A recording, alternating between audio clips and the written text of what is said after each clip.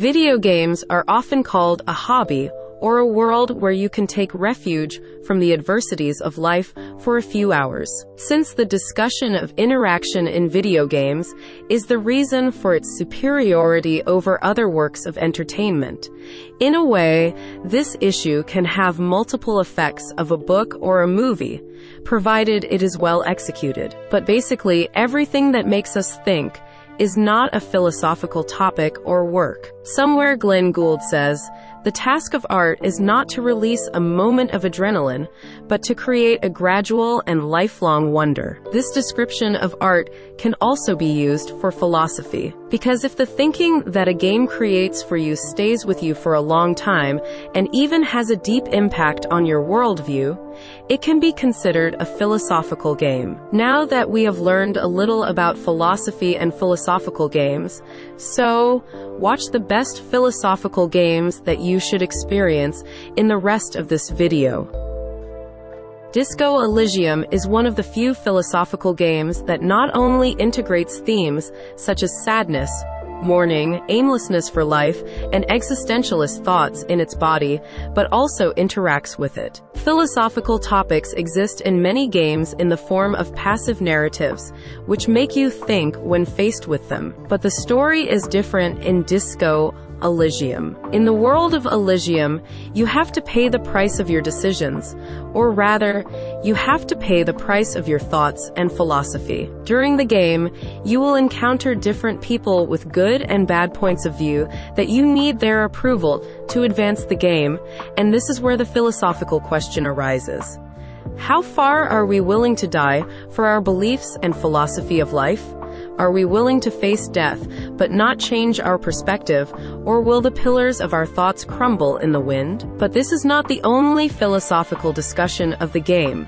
Another point is how to get this view and opinion. For whatever reason, the detective in our story is amnesiac, can't remember anything, and has to retrieve information, process it, and finally come to a conclusion. Let's exercise with ourselves. If something happens, like the main character of the game Discoeligium, our memory has a problem, and a series of our thoughts and points of view are lost.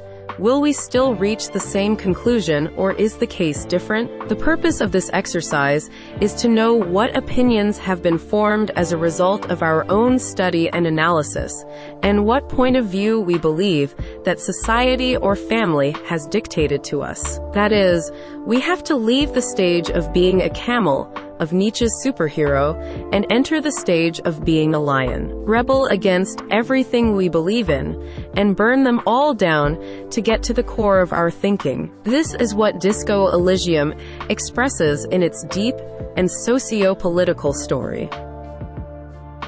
It's no exaggeration to say that at least half of Discoeligium's appeal comes from a game called Torment that was released in 1999. He recovers his identity, and in this way, he encounters different sects that each have different philosophical beliefs. Since your character has no identity, your identity gradually replaces the main character. In other words, it's not the game character that interacts with the various characters in the world of Torment.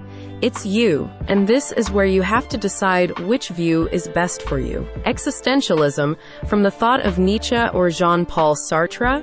Will you have a bitter and dark view of life like Schopenhauer, or do you prefer to take Camus' way to get rid of the absurdity of life? Or none of these, and surrendering to the entropy of the world and life, and taking the path of anarchism? Like Discoeligium in Planescape, your decisions and ideology will have a direct impact on events. In fact, this game is not only a good exercise for learning different philosophical methods, but also a place to see how useful our philosophies are. After all, someone who likes philosophy is actually looking for wisdom and knowledge, and if he realizes that this type of thinking is no longer the answer, is he ready to say goodbye to all his efforts and his life lived with those beliefs, and go for new philosophy? Or because of the shame of the times, lest they say that he lived a wrong life and continues on this path? Experience Torment to find out.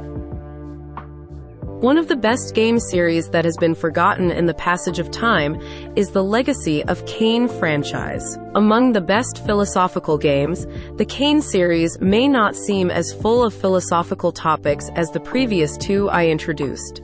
But instead, it has chosen a topic that is still interesting to talk about and discuss. What Legacy of Cain and Cain's character is looking for throughout the series is the pure will to make a decision. But the more important question is, are we really free? Or rather, do we have a chance to live freely? The main theme of the world and story of the philosophical game Legacy of Cain is fate. In this game, all events for the creatures of the world are predetermined, and in other words, there is no escape from fate. But what this game wants to hear with Cain and his storyline is, what if there is another way, but we don't know about it? At one point, Cain's character says, if you toss a coin over and over again, it will eventually land somewhere on the edge. Even if we look at this matter from the point of view of science, Cain's words are absolutely correct. This happens once every 6,000 coin tosses. When we realize that what we thought all our life has only two outcomes is wrong,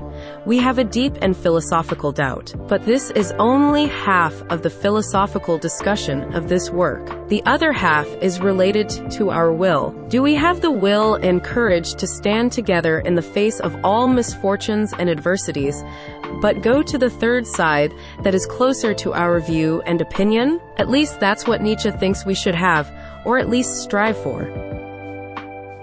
In Greek mythology, Talos was an iron monster created by Hephaestus to protect the island of Crete. But the Talos principle is much more than that. This unique and little-known puzzle game deals with many complex philosophical issues that require a separate article. But if we want to take a base from the game, it can be summed up in this question: what makes us humans human? During the game, you will encounter various robots that have incredible artificial intelligence. Robots that think deeply and even express their feelings. The question that arises is, do these creatures really have their own feelings and thoughts? Or do they simply imitate the different states of humans? If either of these two modes exist, the deeper question is, then what distinguishes us humans from this artificial intelligence? Our own personal thoughts and feelings? Let's be honest and see how much of these feelings and thoughts are for ourselves, and how much we have chosen for the community and satisfaction of a certain group. In other words, if we mimic artificial intelligence to some extent in our thinking, what sets us apart from them? If you think the story ends here, you are very wrong. For this reason, the Talos principle is one of the best philosophical games that is as deep as possible. As the player grapples with this identity crisis, other issues such as will, destiny, the meaning of life, morality, and even whether we live in the real world or just imagine that we live in this world. After the Chinese philosopher Zhuangzi dreams that he has become a butterfly, he asks the question, are we a butterfly in a human's dream or a human in a butterfly's dream?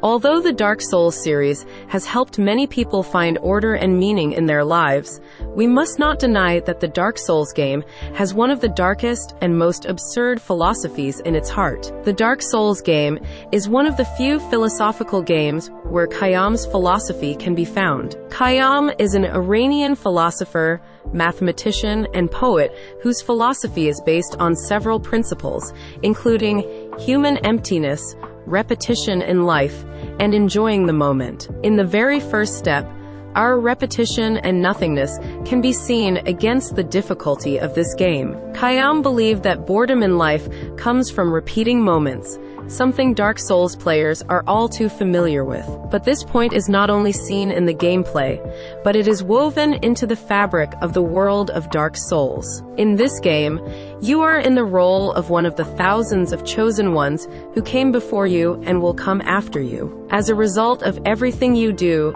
and every decision you make, eventually the next chosen one will come and destroy all your hard work. In the words of Khayyam, "My coming did not benefit the city, and my departure did not bring its glory and pride." What is the solution when we are present in such a transient and absurd world of life without our own decision? To be or not to be? Is this the problem? Is it more appropriate to surrender to the arrows and whips of fate, or to solve those problems, to take the tools of war and go to war with many problems? From Hamlet, who has a foundation, he portrays the souls. Even if we look at the fate of the secondary characters of Dark Souls, there is still no ray of hope. From Artorias drowned in darkness, to Sigmar from Katarina and Solar from Astora who fought. In an age where artificial intelligence or AI has penetrated all sectors, the question arises, how can human work be separated from AI? Even if it is not about AI, the spread of fake news has become one of the main problems in our lives today. In the Deus Ex game, the main concern of the game is this issue, along with other philosophical issues. In the game, a solution for this issue is presented.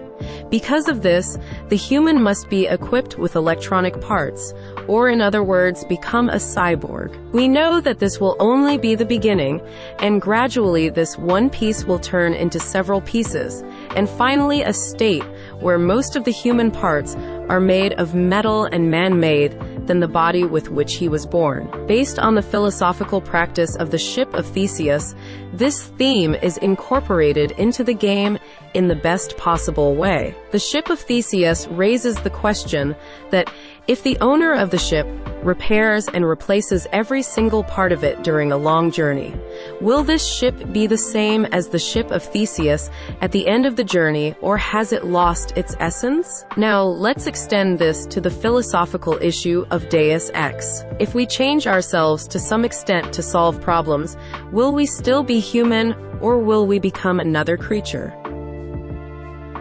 Since we're talking about AI, let's take a look at another of the best philosophical games that looks at this topic from a different perspective. In Soma, the main character is brain damaged after an accident and has only a few months to live. In the meantime, he decides to participate in an experiment in which they plan to copy human intelligence and mind and later put it in a new body by combining AI. The interesting point in the Soma game is the contrast between the human mind and artificial intelligence in one body. What do we call such a different creature? During the game, you often encounter moments when you don't know if it was you who made such a decision or the AI that lives next to you. Carl Gustav Jung, in Retrogressive Restoration of Persona, explains this mental phenomenon in the best possible way, that in some cases a person becomes conscious, and then returning to life and perspective causes a deep conflict in the person. A dilemma many of us have faced is beautifully captured by Soma. Due to its different gameplay and mechanism compared to other works, Outer Wilds was not among the best philosophical games, as it should be. But this game deals in the best possible way with one of the most important and basic philosophical topics, namely death. Death is something that philosophers, from the greatest to the least, have dealt with. After all, it is the end of life that forces us to do something with our little lives. If life were to go on forever, not only would there be no progress, but we would get tired of repeating life. According to Dostoevsky, man likes to count only his misfortune, not his happiness. As a result, man has a negative view of death. It is always referred to as a bad and unpleasant event, and in some cases, it is even considered painful to talk about it. But death is a reality that is not separated from life. In fact, it is from death that we live, and according to Nietzsche, in order to live, one must first learn to die. The game The Outer Wilds awakens this fear of existentialism in us by shortening the life of the main character. In the game The Outer Wilds, You have 22 minutes to explore a planet and discover the secret of a lost civilization of extraterrestrial beings, and after the end of time, the sun will turn into a supernova, and you will be destroyed along with other planets. But can it be done in 22 minutes? In many cases, the answer is no. Now let's compare our little lifespan with the lifespan of the planet and the solar system. Are these 70 and 80 years of our life enough to achieve everything? Definitely not. So what is the solution in the world and in life that one day it will be over and everything we want? Unlike other games on this list, Bioshock is considered one of the most famous and influential games in the gaming industry, which ironically deals with the philosophy of freedom and agency. What sets Bioshock apart from other works in its narrative philosophy is that it puts the player in a position that questions their will while mocking the so-called freedom of the player in video games. In fact, Bioshock is a very accurate and good example of the will that Freud talks about. No matter how much we say we are free, there is something inside us that we did not interfere in its formation. What Freud called the unconscious mind and Jung's shadow are actually behaviors that are formed in childhood and determine many of our interests, behaviors, and reactions. Many of us live without reaching these nobles, and in fact we have no will in our actions and behavior. Bioshock perfectly illustrates the contrast between determinism and sheer will, and how each, like totalitarian military systems, leads to nothing but collapse and nothingness. Nier Automata is one of those games that is full of philosophical references to different viewpoints and philosophers.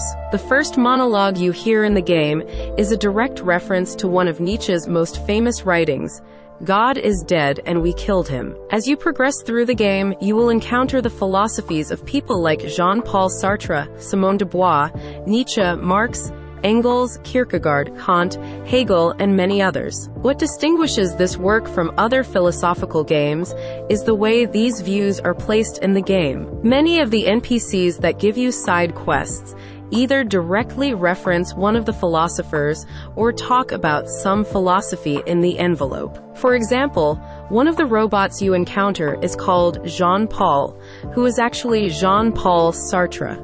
And in the form of a side mission, he shows an abstract of his philosophy and ethics as beautifully as possible. But Nier Automata doesn't just address the opinions of these philosophers, it also addresses today's concerns and questions, such as comparing AI to humans and what makes us human. In the Nier game, you control several androids who experience an identity and existential crisis during the game. How can something that is mostly about humans fall into AI? If so, should these androids live with humans or do they have inferior conditions? If they are inferior to humans, isn't it discrimination that will eventually lead to a great rebellion against humanity? Philosophy has been present in various aspects of our human lives since the past, and it adds a lot of depth to everything it touches. When it comes to video games, sometimes philosophy enters the equation, and they give us unique and different experiences. From the masterpiece Discoeligium to titles like Bioshock, and even Miyazaki titles like Dark Souls, philosophy has added a new flavor to the taste of video games. This was a list of the best philosophical games that you can try. Share your philosophical experiences about video games with us in the comments.